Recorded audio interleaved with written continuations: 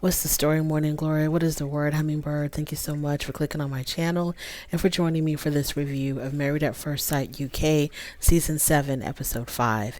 So normally I will do my reviews the day that I see the show, but I was so tired after watching 2 hours. 2 hours of Married at First Sight UK. And as much as I love the show, 2 hours of it nearly took me out. It's one thing if you're just watching it. It's another thing if you're watching it to review it and you have to take notes and pay close attention to what's going on, and you can't just veg out and watch. So when I was done with episode 6, I was like, there's no way I can do a video tonight. So here I am the day after. I hope that I have remembered the most important details. So in episode 5, we meet two new couples. The first one is Jenna and Zoe. Jenna and Zoe, not Zoe. Jenna and Zoe.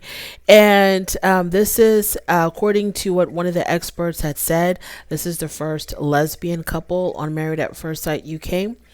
Zoe wanted someone full of energy. She wanted someone feminine. She herself is a construction worker, and it seems like she comes from a very close-knit family because they showed us scenes of her having dinner with her family, and it seems like that they all get along, and her sexuality is obviously no issue to her family. They love and adore her. Then we have Jenna, who's 32 years old, and she used to date men until she was in her 20s, and she said that the only reason why she dated men was for validation, but she didn't really explain in what way, like what way she needed to be validated, like validated as like what validation for herself, validation from other people, validation that she wasn't gay. I didn't understand what she meant by that. So her sister is also gay, and her sister is already married, and she's very close to her father, who ended up passing away from lung cancer in 2021. She said that she was a daddy's girl. Now Jenna suffers from alopecia, which was caused by an accident that she endured when she was 12 years old, and the accident was so traumatic, and I guess because she was constantly stressing about the accident after it happened, it caused her to start losing her hair. So the result of her having alopecia is that now she has to wear wigs, and she's attracted to a soft masculine type of woman. So not really hardcore masculine, but soft masculine. So now it's time for their wedding. And the wedding goes on fine. When they see each other at the altar, they're both attracted to one another. They're both pleased with one another. There's no issues there. Both families seem very lovely, very accepting of the other, and no issues with the wedding. Now, when they were taking photos, the photographer was telling them to kiss.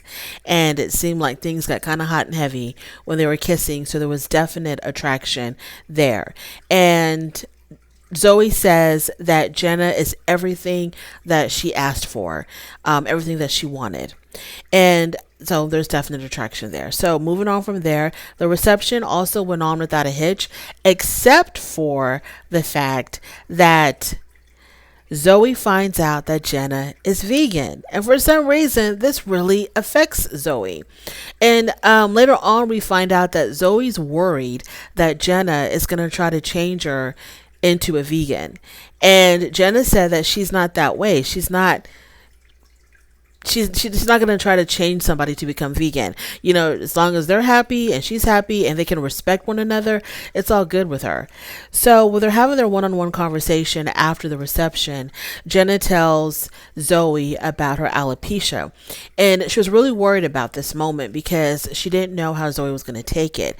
You know, to say that, look, I have alopecia, I'm losing my hair, or whatever the condition her hair is in. I don't know if she's lost it completely or if it's in patches or if it's slowly falling out, but she has to wear wigs. And Zoe was like, okay, girl, that's fine. You know, I'm not going to run away. You know, I'm still in this. I don't really care. So it didn't really matter to Zoe at all that Jenna had alopecia.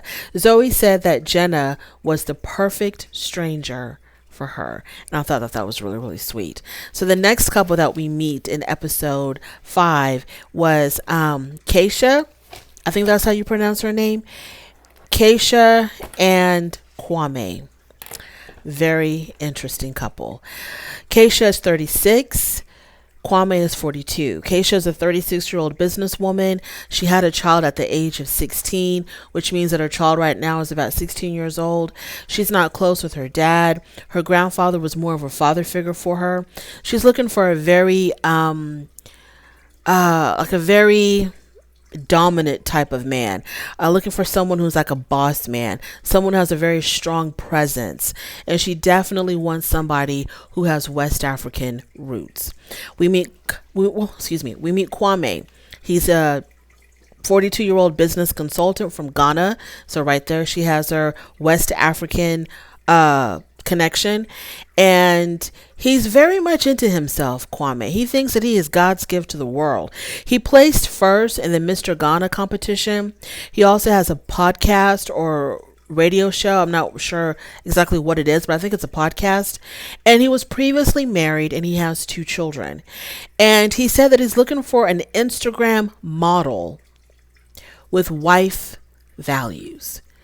And he said it himself, he's looking for a unicorn. He knows that such a woman does not exist. He knows that such a woman does not exist.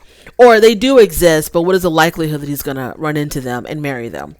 So when Keisha tells her grandfather that she's going to be marrying a stranger, his reaction was pleasant. But for whatever reason, I think he said to her, "Oh, but why?"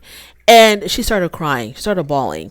And her grandfather agreed that he was going to walk her down the aisle. So they're very supportive of her decision to do this experiment. So at the wedding, Kwame's friend says that Kwame has super high expectations that may be unrealistic. Now, what are we going to do to bring Kwame back to earth and make him understand that the things that he's expecting just do not exist, and he needs to let them go? So now we're at the wedding part of Kwame and Keisha. And when Keisha's family, when they see Kwame, they were a little bit worried about his height, because Keisha likes very tall men. I think she said like 6'5", around there is what she wanted, which is way above average. And he's definitely not that. She says her family said that if he's not tall enough, there might be a problem. But later on, we see that he could have been 5 foot, and I think Keisha still would have been all over him.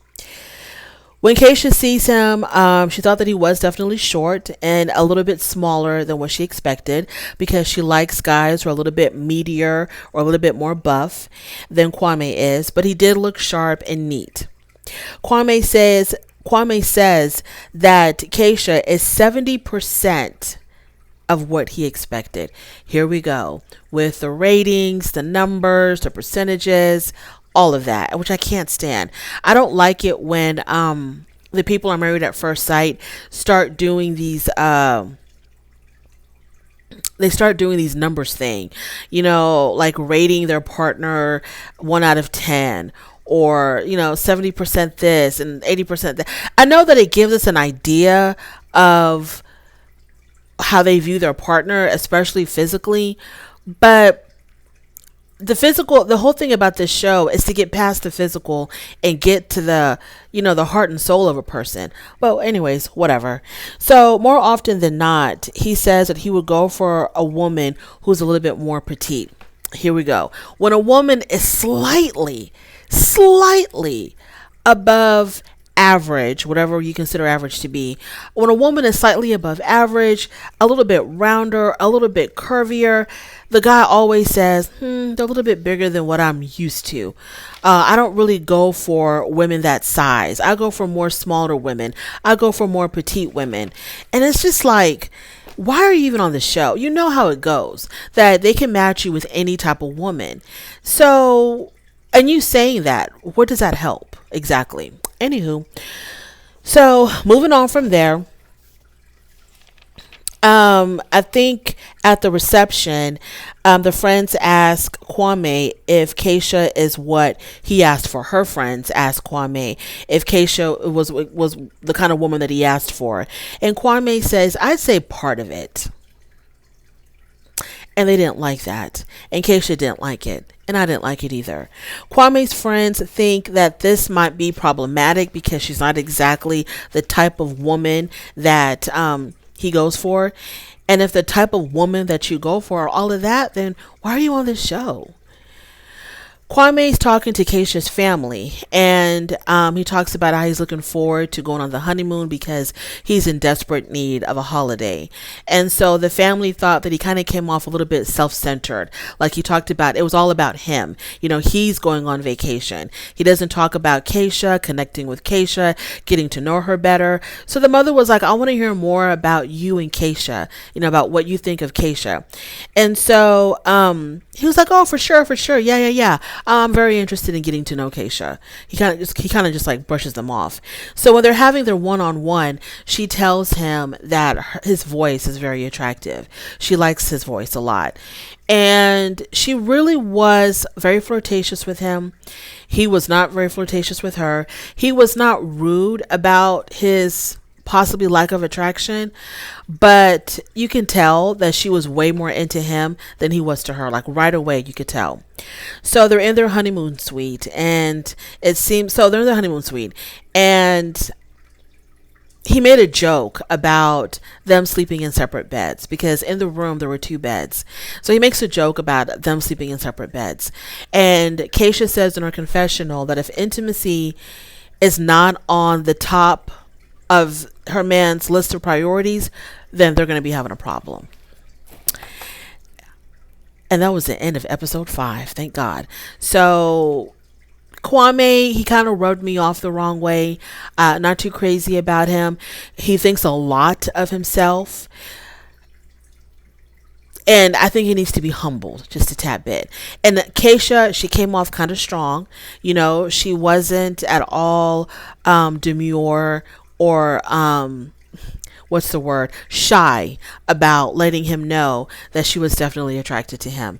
And so yeah, we'll just see how it goes, but I don't have high hopes for this. Thank you so much for joining me for this review. I really do appreciate it. On your way out, don't forget to rate the video. If you like this content, go ahead and subscribe, and I'll definitely talk to you later. Bye.